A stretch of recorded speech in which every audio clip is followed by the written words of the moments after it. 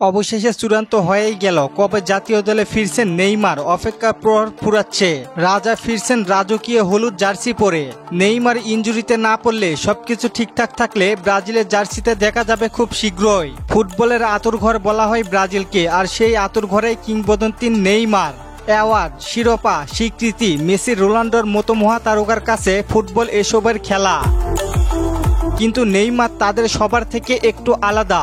শিরোপা, স্বীকৃতি, অ্যাওয়ার্ড এসবকে তুড়ি মেরে উড়িয়ে ফুটবলকে বানিয়ে দিয়েছেন হৃদয়ের খেলা। কারণ ব্যক্তিগত অ্যাওয়ার্ড ছাড়াই কোটি কোটি ভক্তের হৃদয়ে ঠাঁই করে নিয়েছেন নেইমার জুনিয়র। ফুটবল দুনিয়া কি আগে দেখেছে এমন কাউকে?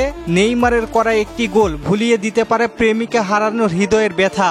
মাঠে বল পায় তার এক একটা ড্রিবলিং যেন পুরো গ্যালারি হতবাক হয়ে থাকে তার দিকে।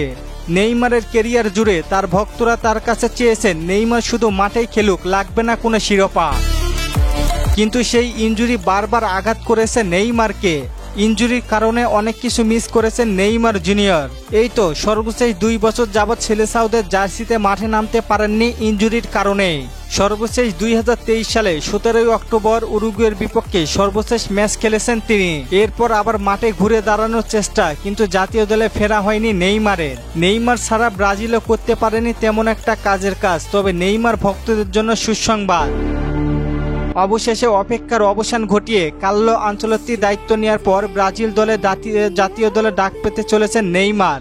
নেইমারের সাথে দলে থাকবেন রাফিনহা, ভিনিসিয়াসের মতো তারকারা। তবে নেইমারকে ঘিরেই সাজাবে আক্রমণ ভাগ। আগামী উইন্ডোতেই ফিরবেন নেইমার জুনিয়র। বিশ্বকাপ বাছাই পর্বে 17তম রাউন্ডে চিলির বিপক্ষে মাঠে নামবে ব্রাজিল, আর চিলির বিপক্ষে ম্যাচ দিয়ে ব্রাজিলের হয়ে মাঠে নামবেন তিনি। আর 2026 বিশ্বকাপে নেইমার হবেন ব্রাজিলের মেইন ম্যান। তাকে ঘিরেই পরিকল্পনা সাজাচ্ছেন কোচ কার্লো আনচেলত্তি। আজকে আমি দেখতে চাই নেইমারের ফ্যান কে কে আছেন, অবশ্যই কমেন্টে জানিয়ে দিয়েন। আর ফুটবলকে নিয়ে নতুন কোনো প্রশ্ন থাকলে করতে পারেন, পরবর্তী ভিডিওতে রিপ্লাই করব। অবশ্যই নাম দিয়ে কমেন্ট করবেন। ধন্যবাদ।